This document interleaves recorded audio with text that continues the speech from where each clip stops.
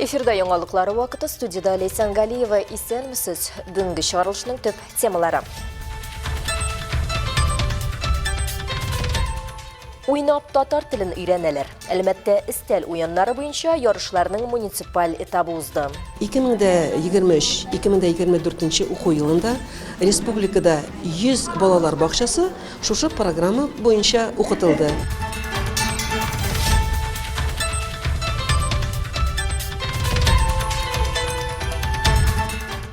Яшь каләм осталары. Әлмәтнең талантлы яшьләре үзләрен Бөтен Россия фестивалендә танытты.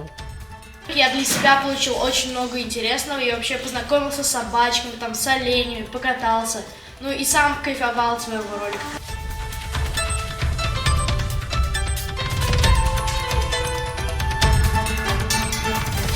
Шанс триумфы. Әлмәт бию мәктәбендә тәрбияләнүчеләр Санкт-Петербургтагы фестивальдә балкыды. Безнең биюдән без ләззәт алдык.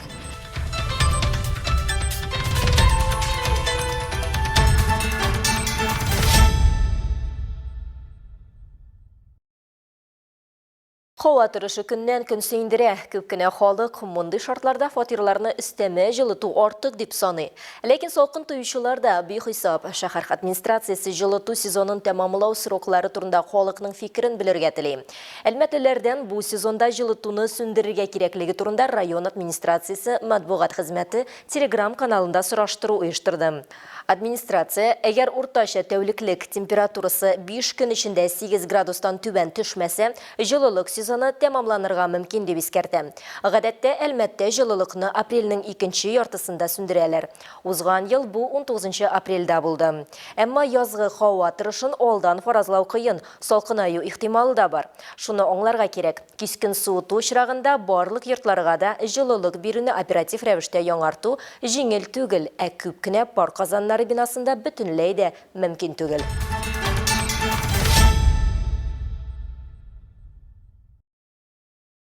Һәм тагын бер мәгълүмат. 19 апрельгә планлаштырылган гомум шәһәр мәсе 25 апрельгә күчерелә. Барлык халыкны шәһәрне җыештыруда һәм төзекләндерүдә катнашырга чакыралар.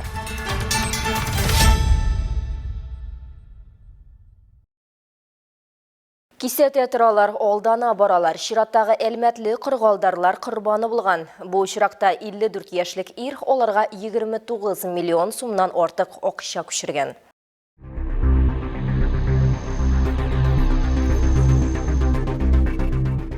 Ират мессенджерына янәсе җитәкчесеннән СМС хәбәр килә. Шулай итеп, ул компаниянең барлык хезмәткәрләренең дә террорчыларны иганә итүдә шикләнелүен белә. Аннан аңа аудиторлар, казначейлар һәм прокуратура вәкилләре булып шалтыраталар. Нәтиҗәдә Әлмәтле өйдә сакланган 995 мең сумны әзерли. Аннары корбанны аның исеменә 3 миллионга кредит рәсмиләштерү турында гариза белән куркыталар. Шуңа барлык акчаларын куркынычсыз счетка күчерергә күндерәләр. Шул ук көнне Ират мошенниклар кушуы буенча яңа телефон сатып ала һәм акча күчерү өчен кушымта урнаштырып бөтен сумманы җибәрә. Шуннан соң җинаятьчеләр Әлмәтлене банкка кредит алырга юнәлтәләр. Моны кемдер янәсе аның исеменә 4 миллион сумлык яңа заем рәсмиләштерергә тырышкан дип аңлатканнар. Шул сумманы да Ират аферистларга күчерә. Берничә көннән соң кырык алдарлардан ул аның автомобилен аукциога куйганнарын белә. Милек залогы астында берничә миллионга сата һәм кергән акчаны да яхшылык теләүчеләргә бүләк итә. Соңыннан Әлмәтледән яңадан миллион сумлык кредит рәсмиләштертәләр. Анысын да ул аферистлар счетына күчерә. Иратка аның декларациядәге мәгълүматлары янәсе туры килми, чөнки еллык керем суммасы хезмәт хакыннан югарырак дигән хәбәр килә. Зыян күрүче куркып китә һәм компанияләрнең берсенең акцияләреннән дивидендларны сатарга карар кыла. Моның өчен ул оешма офисына бара һәм барлык документларны имзалый. Шуннан соң мошенниклар дәүләт хезмәтләре аша кредитларга тыю рәсмиләштерергә таләп иткәннәр. Беренче көнне Ират акцияләрен сатуда кергән акчаны кулга алып, җинаятьчеләргә 20 миллион сумга якын акча күчерә. Анысы да җитми. Әлмәтле залогка биргән автомобильне имеш аукционга сатарга мөмкин. Аферистлар бичарага ашыгыч рәвештә яршалыга барырга һәм кәгазьләрне яңадан рәсмиләштерергә тәкъдим итә. Автоградта зыян күрүче машинасын ломбард аша 3 миллион 300 меңгә сата. Шуннан соң акчаларның берлешен залогка бирә, ә калганнарын кырык алдарларга күчерә. Үзенең алдануын Ират җитәкчесе белән очрашканнан соң гына аңлаган. Тикшерүчеләр мошенниклык турында җинаять эше кузгалган дип хәбәр итә Татарстан буенча Эчке эшләр министрлыгы матбугат хезмәте.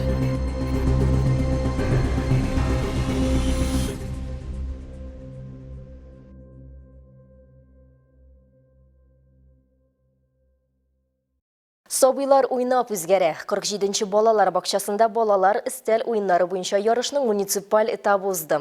Акыл уеннар исемле очрашуда Әлмәтнең 6 балалар бакчасында тәрбияләнүчеләр катнашты. Бу уеннарның төп максаты балаларда кичкенәдән татар телен белү күнекмәләрен саклап калу һәм арттыру. Балалар биремнән ничек үтәгәннәрен безнең төшерү төркемендә күреп кайтты.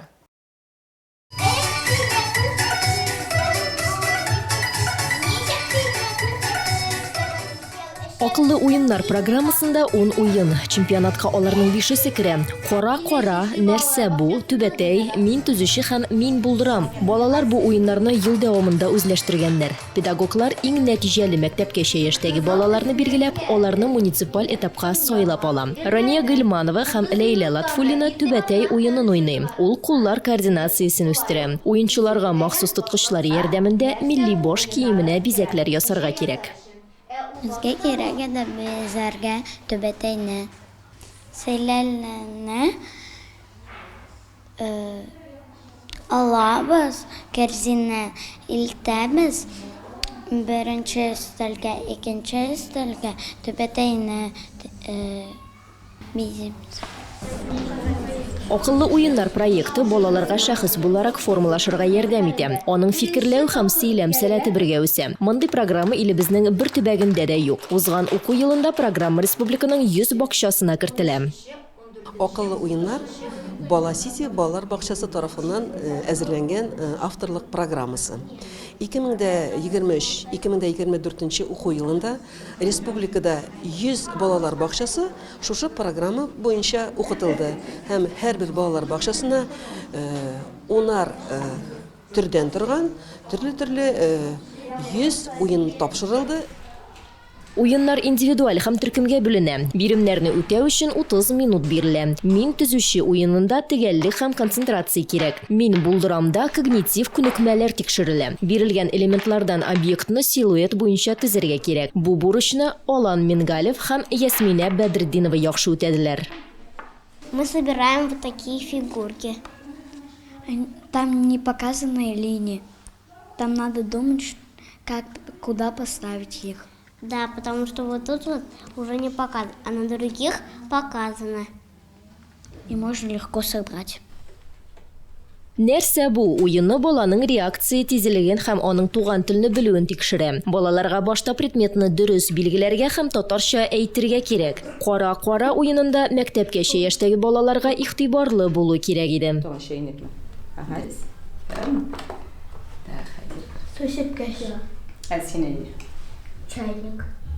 Чайник. Сусеккәч. Иң яхшы нәтиҗәләр күрсәткән балалар 14 майда узачак республика этабында район данын яклау мөмкинлеге ала. Кара-кара 2. Еш колем һәм микрофон осталары бөтен Россия журналистлар фестиваленнән кайтты. Чемоданда диплом һәм бүләкләр булса, йөрәктә онытылмаслык тәэсирләр. Фестивальдә катнашучылар безнең төшерү төркеме белән хис кичерешләре белән уртаклашты һәм үзләренең уңыш серләрен ачты.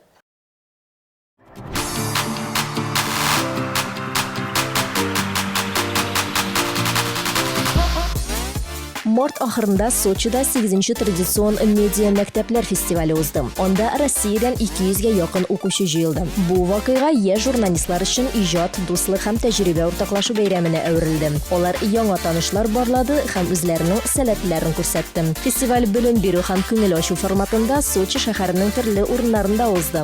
4 көн дәвамында катнашучылар үз проектлары өстендә эшләде. Аларның һәркайсы үзен продюсер, алып баручы, сценарист, редактор, оператор, монтаж операторы яки контент тудыручы ролендә сынап карый алды.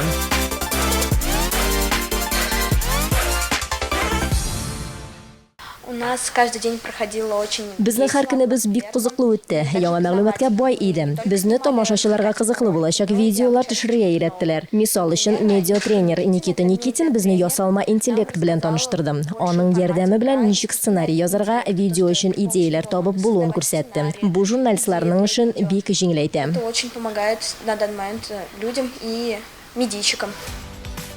Ел дәвамында катнашучылар 17 номинация буенча үз эшләрен әзерли. Алар арасында телевидение алып баручысы, журналист, интервью алучы, оператор, монтаж операторы һәм башкалар. Быел Россиянең 9 шәһәреннән 117 яшь журналист үз эшен тапшыра. Иң күп эш журналист номинациясендә тәкъдим ителә. Жюрига 33 эштән иң яхшысын сайларга кирәк була. Илья Иванов төньяк халыклары мәдәнияте турында сюжет әзерли. Креатив, җиңел һәм фактуралы материал жюриның йөрәген яулап ала. Аның эше иң яхшысы дип таныла. Сняла я сам видеоролик в Елабуге про культуру народов Севера. Было очень интересно. Кроме того, как я снял видеоролик, я для себя получил очень много интересного. И вообще познакомился с собачками, там, с оленями, покатался. Ну и сам кайфовал от своего ролика.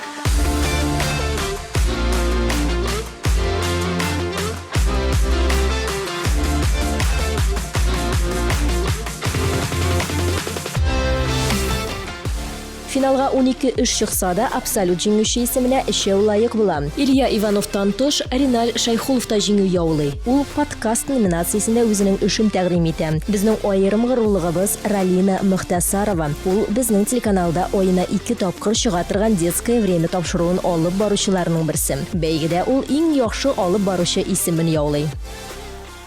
После того, как я услышала себя в победителях, я застыла и была в приятном шоке. Я была горда за то, что наш Альметьевск так развивается хорошо.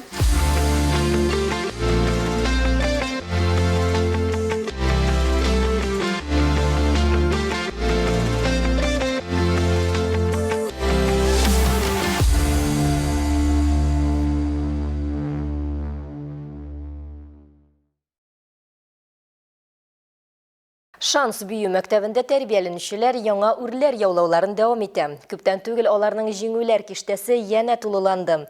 Невский паруса фестиваль бәйгесендә алар нинди номер белән чыгыш ясады һәм яшь талантларны якташларыбыз ничек каршы алуы турында киләсе материалда.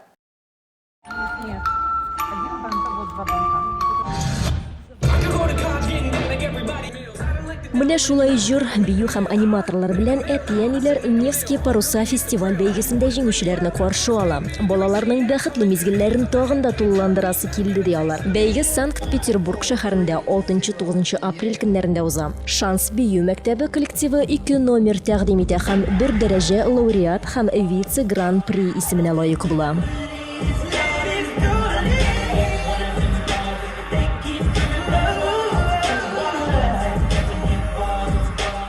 Первая постановка была Крис Браун трибьют и вторая The Search. С Крис Браун трибьют они взяли лауреат первой степени, а с The Search они взяли вице-гран-при. Бию осталыгының югары дәрәҗәсе әлмәтлеләрнең сөйкемлелеге һәм ачык йөзле булулары жюриның йөрәген яулап ала. Биючеләр билгеләп үткәнчә, хип-хоп аларга үз-үзләрен ачырга һәм иҗади күнекмәләрен үстерергә ярдәм итә. Чыгыш алдыннан бераз дулкынландык диләр.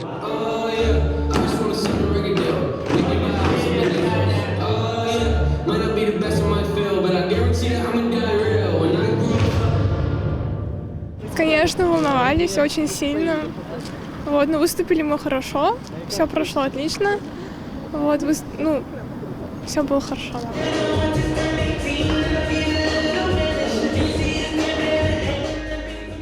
Хореографлар ярдәмендә зур сәхнәгә Шанс бию мәктәбендә 100-гә якын бала беренче адымнарын ясый. Бала, әти-әни һәм педагог арасында бәйләнеш яхшы була. Биючеләр энтузиазм белән шөгыльләнә һәм зур уңышларга ирешә ди Артур Әминов. Аның сүзләренә Руфина Габитова да кушыла. Кыз 9 яшьтән бирле бии. Беренчедән бу конкурс турында мин оештыручыларны, судьяларны да бу мөмкинлек өчен рәхмәтләребезне белдерәсебез килә. Һәм бу искиткеч тәрҗемә иде. Ләкин безнең биюдән без ләззәт алдык. Биючеләр кул кушырып утырырга җыенмый. Алда яңа данлы җиңүләр белән зур иҗат юлы булуына ышана һәм рәхәтләнеп бию осталыгын ныгытуны дәвам итә.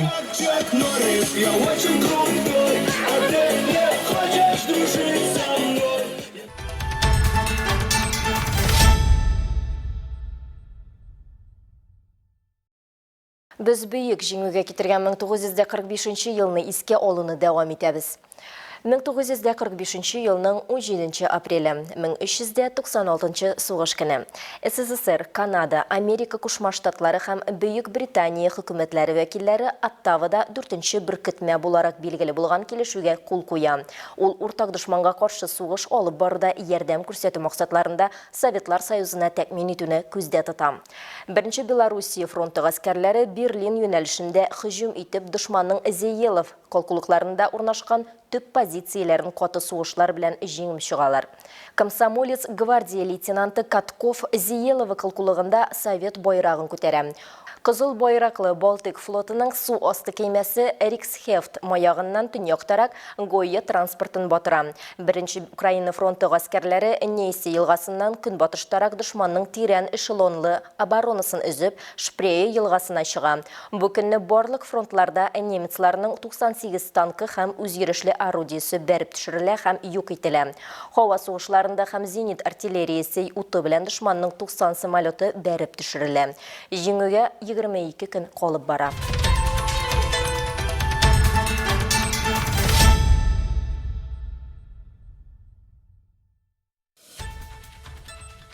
Хөрмәтле тамашачыларыбыз, яңалыклар чыгарылышының туры трансляциясын сез ВКонтакте социаль челтәренә кереп Луч әлмәт рәкемендә сәгать кичке 7-дә карый аласыз. Безнең иң кызыклы сюжетларыбыз да рәсми аккаунтларыбызда урнаштырыла. Моннан тыш сез үзегездә яңалыклар, актуаль вакыйгалар һәм проблемалар белән уртаклаша аласыз. Моның өчен экраннарыгыздагы сылтама буенча күчәргә мөмкин. Төбәгебез өчен сыйфатлы һәм мөһим яңалыкларны бергә булдырыйк. Бүгінгі шулар иде, Мин Ләйсән Галиева һәм монтаж операторы Динара Гайнетдинова сезнең белән сау булышабыз. Исән сау булыгыз.